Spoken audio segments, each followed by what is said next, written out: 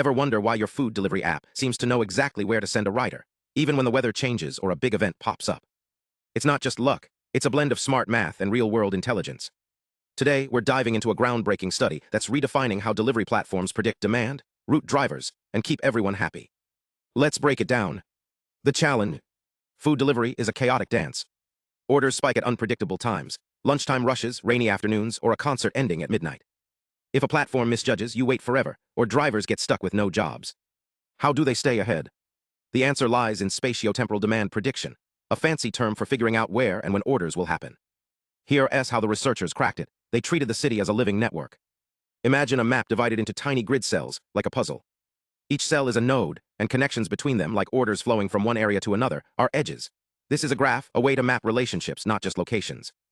For example, a busy downtown area might have strong ties to nearby offices or neighborhoods, while a quiet suburb might have weaker connections. But here's the genius. They used a graph neural network, GNN, to analyze this. Think of a GNN as a supercharged brain for networks. It learns how different zones influence each other over time. If a stadium finishes a game, the model might predict a surge in orders near the venue and in nearby restaurants or cafes. It's like having a weather forecast for food demand. Now here's where attention mechanisms shine. These are the model's way of saying, hey, focus on the important stuff. Instead of treating every neighboring zone equally, it dynamically highlights areas that matter most. Imagine two detective layers, one that checks the hour before STPP and another that watches the hour after STPM. The STPP layer spots patterns, like how orders spike before lunch.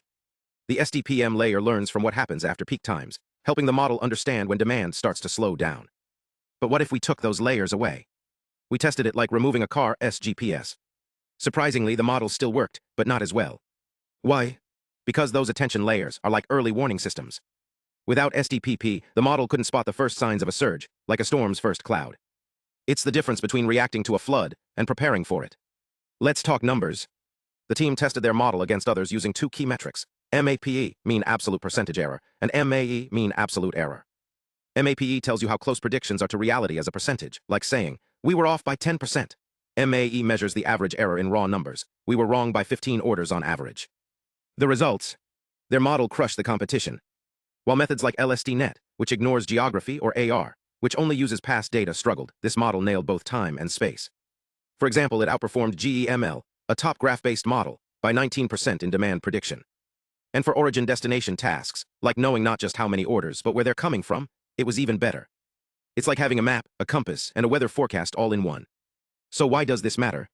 Imagine a world where delivery apps proactively send riders to busy areas, ride-hailing services reroute before traffic jams, or cities optimize infrastructure based on real-time patterns. This research isn't just about apps. It's about building smarter, more responsive systems for everyone. The next time your food arrives on time, remember, it's the result of math, data, and a little bit of magic. Thanks for watching. If you want to dive deeper into the code or datasets, check the description. Stay curious, and we'll see you next time.